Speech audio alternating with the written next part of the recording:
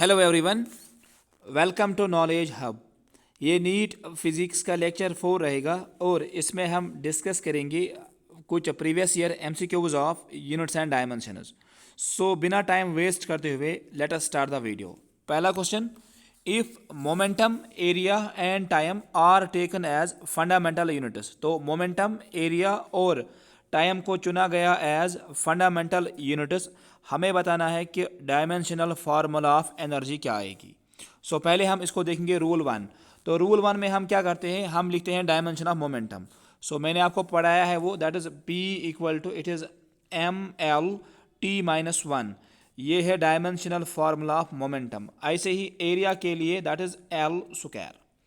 So A equal to L square. लेकिन अगर हम पहले इक्वेशन से यहाँ पे एम निकालते हैं, it will become P upon, अब मैं इसको शिफ्ट करता हूँ, एल टी माइनस 1 को हम शिफ्ट करेंगे तो ये डिवाइड में आएगा L T minus 1 equal to आएगा एम के बराबर।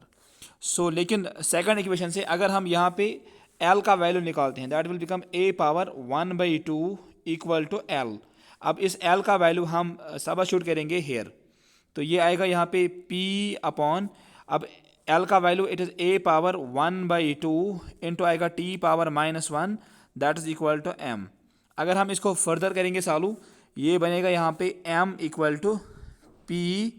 अब इस A और T को हम लेते हैं ऊपर, ये बनेगा A पावर -1/2 और T पावर 1 आएगा यहाँ पे, क्योंकि नेगेटिव था, that will become positive. So T पावर 1। तो सो हमने M का वैल्यू निकाला।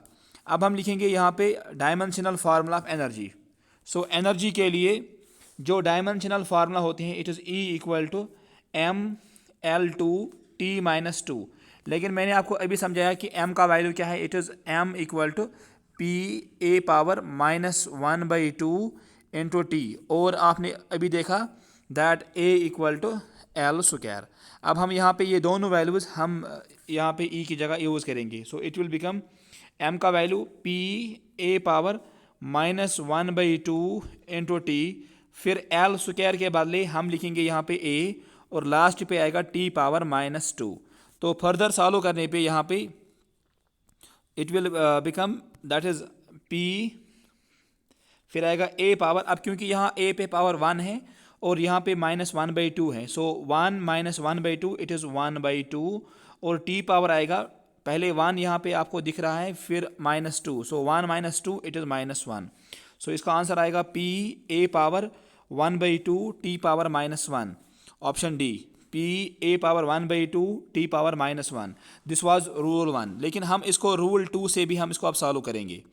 तो रूल 2 में हम क्या लिखते हैं कि energy it is directly proportional to momentum power x, area power y and time power z। लेकिन अगर हम यहाँ पे फिर अब इस्तेमाल करेंगे डायमेंशंस।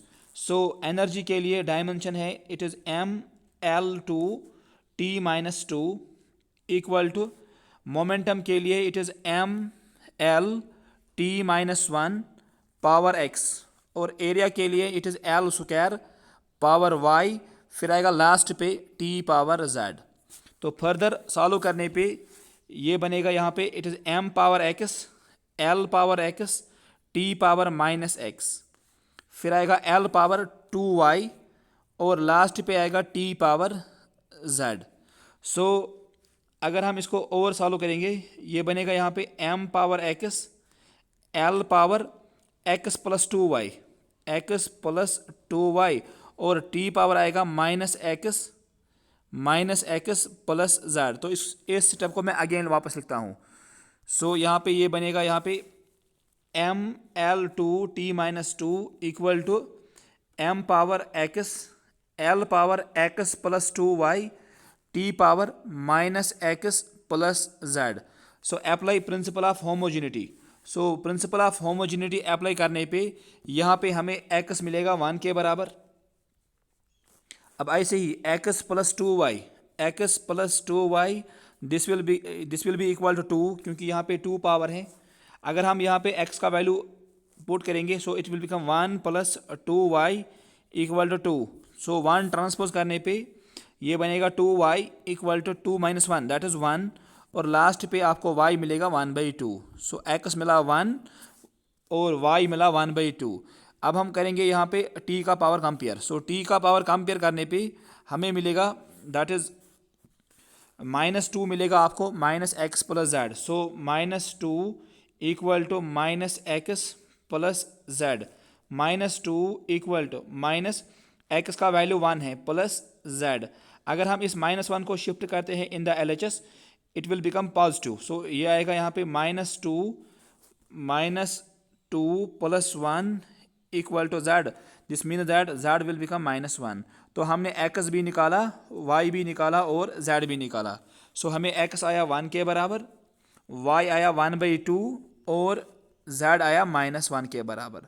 अब एनर्जी के लिए डायमेंशनल फार्मूला जो बनेगी वो आएगी यहाँ पे p power x that is p power 1, फिर आएगा a power y it is 1/2 और लास्ट पे आएगा t पावर z it is -1। So p a power 1/2 t पावर -1 ऑप्शन डी। आई होप आपको ये क्वेश्चन पूरा समझ आया होगा।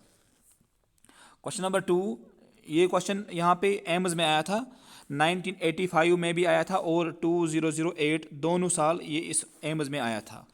तो यहाँ पे हमें क्या बताया है कि if the speed of light c और constant of gravitational constant g और प्लैंक्स कांस्टेंट इनको चुना गया as fundamental quantities. So speed of light, gravitational constant और Planck's constant these are taken as fundamental units. हमें बताना है कि डायमेंशन ऑफ लेंथ क्या आएगी।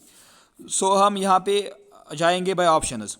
तो अगर हम देखेंगे पहले कि सी का डायमेंशन इट इज़ LT-1 और जी के लिए डायमेंशन जो होता है it is M-1 L³ T power -2 और प्लैंक्स कांस्टेंट के लिए dimensional formula it is ML2 T-1। Dimensional formula आपको याद होनी चाहिए। अगर हम यहाँ पे अब पहले ऑप्शन में देखेंगे हम निकालेंगे HC/G है, हम निकालेंगे यहाँ पे। सो HC/G, सो HC/G तो H का value it is ML2 T-1 this is H और C का वैल्यू है it is LT-1 upon G का वैल्यू है it is M-1 L³ T power -2। अगर हम यहाँ पे देखेंगे सो L² और L दैट इज़ L³ तो वो L³ यहाँ पे कैंसिल होगा L³ के साथ। ऐसे ही T पावर -1 ये बन जाएगा T पावर -2 तो इसका मतलब ये भी यहाँ पे कैंसिल हो गया। तो यहाँ पे पूरा L और T कैंसिल हो गया, ओनली जो यहाँ पे टर्म बच गई दैट इज़ M पावर -1। लेकिन ऊपर लेने पे ये बनेगा M power +1। So it will become HC/G equal to आएगा M² क्योंकि वहाँ एक M ऑलरेडी प्रेजेंट है। सो M²। तो इसका मतलब M² आया HC/G। यहाँ पे मैं इसको वापस लिखता हूँ कि दैट जो M² आया इट इज़ HC/G। तो M अगर हम यहाँ पे निकालेंगे it is root of HC/G। So इसका मतलब जो ऑप्शन ए है it will be the dimension of mass, तो ये ऑप्शन नहीं आएगा। अब हम देखेंगे ऑप्शन 2। तो ऑप्शन 2 में हम क्या निकालेंगे HG/C³। सो हम यही यहाँ पे निकालेंगे HG/C³ तो H का value it is ML2 T-1 और G का वैल्यू जो है that is M power -1 L³ T power -2 upon C³। अब क्योंकि C के लिए आपने अभी देखा LT-1 हमें इस पे क्यूब लेना है। सो ये बनेगा L³ T पावर -3। अब हम यहाँ पे देखेंगे कि यहाँ पे क्या कट होता है। सो अगर हम यहाँ पे कैंसिल करेंगे सो पहले आपको T पावर -1 दिख रहा है और यहाँ पे T पावर -2 वो बनेगा T पावर -3 तो इसका मतलब T पावर -3 यहाँ पे टर्म कैंसिल हो गई। अब ऐसे ही ऊपर M पावर -1 और यहाँ पे M पावर 1 ये भी कैंसिल हो गया। अब ऊपर आएगा ये L³ भी यहाँ पे कैंसिल हुआ तो जो यहाँ पे टर्म बची दैट इज़ L² और सब टर्म्स यहाँ पे कैंसिल हो गए। तो इसका मतलब हम यहाँ पे ये लिखेंगे कि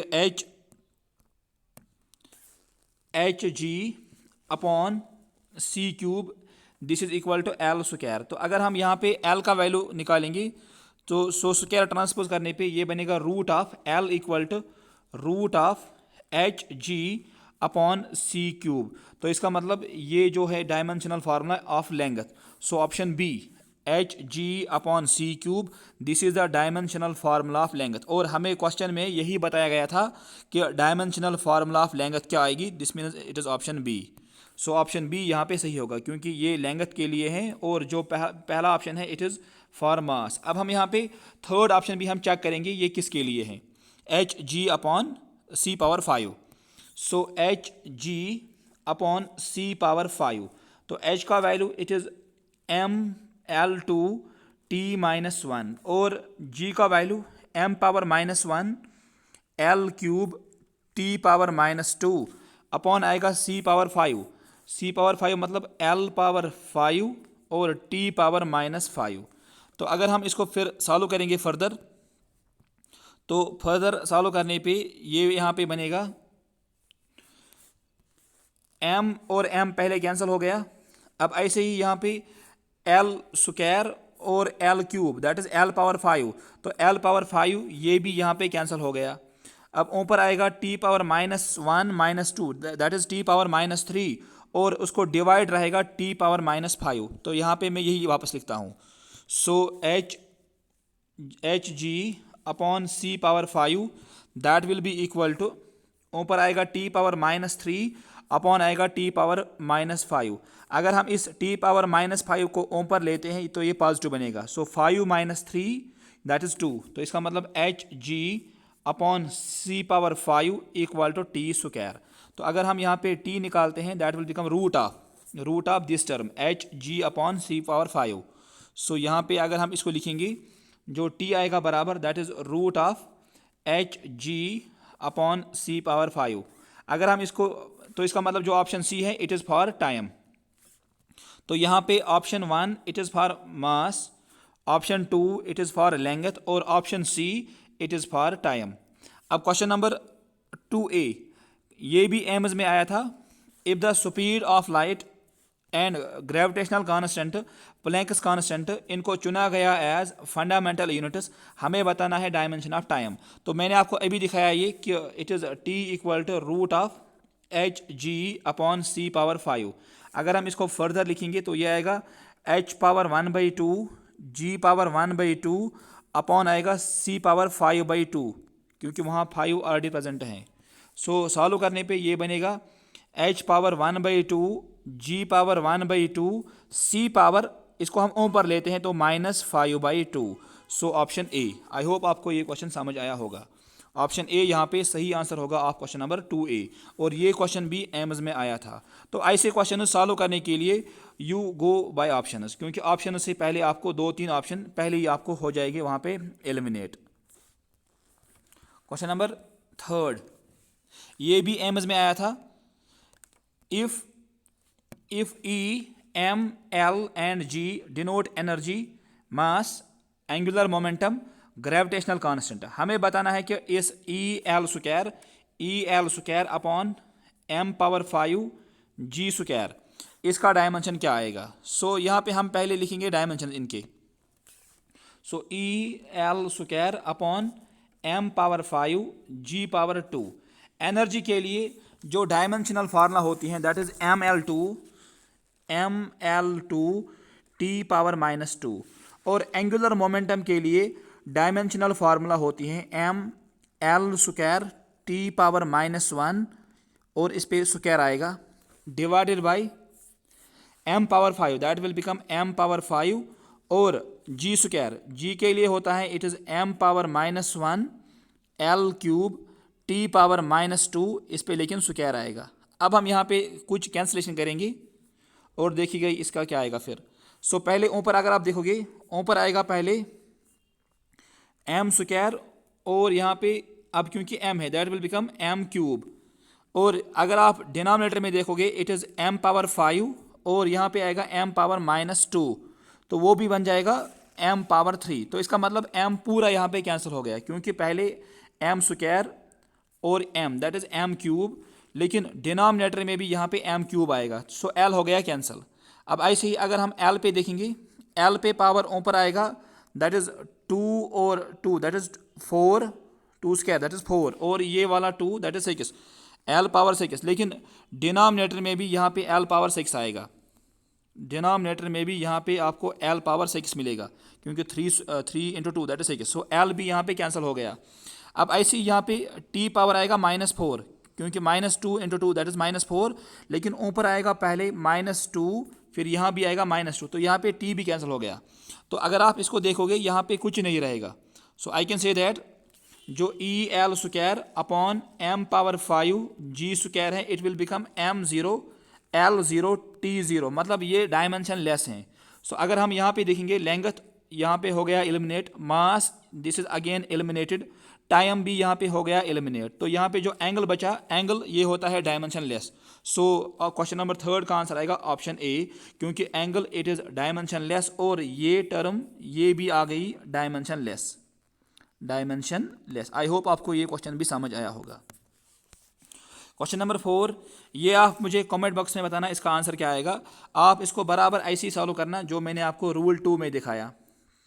यहाँ पे मैं इसको हिंट देता हूँ कि आप इसको लिखना, टाइम के लिए formula directly proportional to force power x, work power y and velocity power z।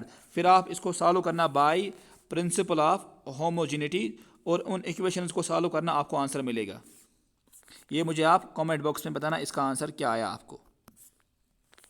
Question number 5, if the dimensions of a physical quantity are given by, कोई फिजिकल क्वांटिटी है जिसका डायमेंशन है m power a, l power b, t power c। अब मुझे बताना है कि ये फिजिकल क्वांटिटी क्या होगी।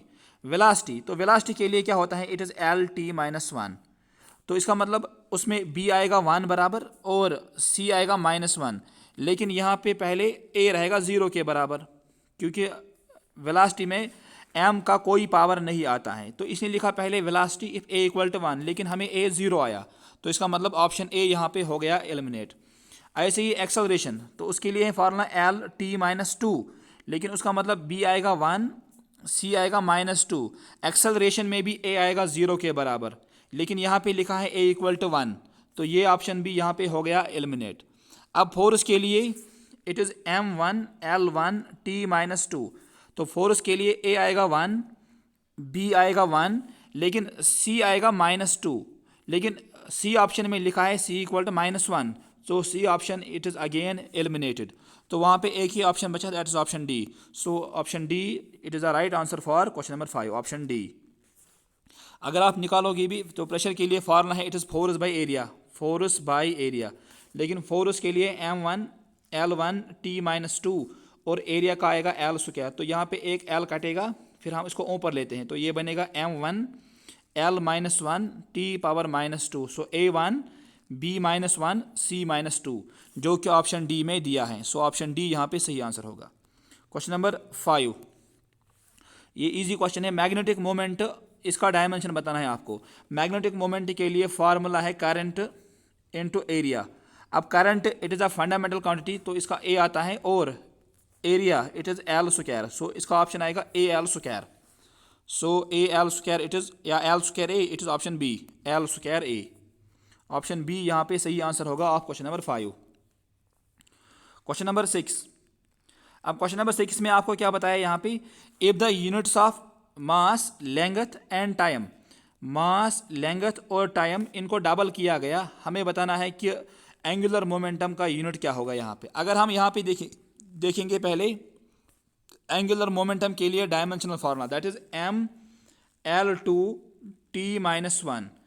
सो अगर हम इसको ऐसे लिखेंगे, it is m(L²/T), this is dimensional formula of angular momentum. अब हमें बताया गया है कि हमें मास, लेंथ और टाइम को डबल करना है। सो मास की जगह हम लिखेंगे अब यहाँ पे 2m, so it will become 2m, फिर लेंथ की जगह हम लिखेंगे 2L² डिवाइडेड बाई टाइम की जगह हम लिखेंगे 2 × t, तो यहाँ पे पहले 2, ये 2 कट हो गया और आंसर आएगा यहाँ पे दैट इज 4 × mL²/t।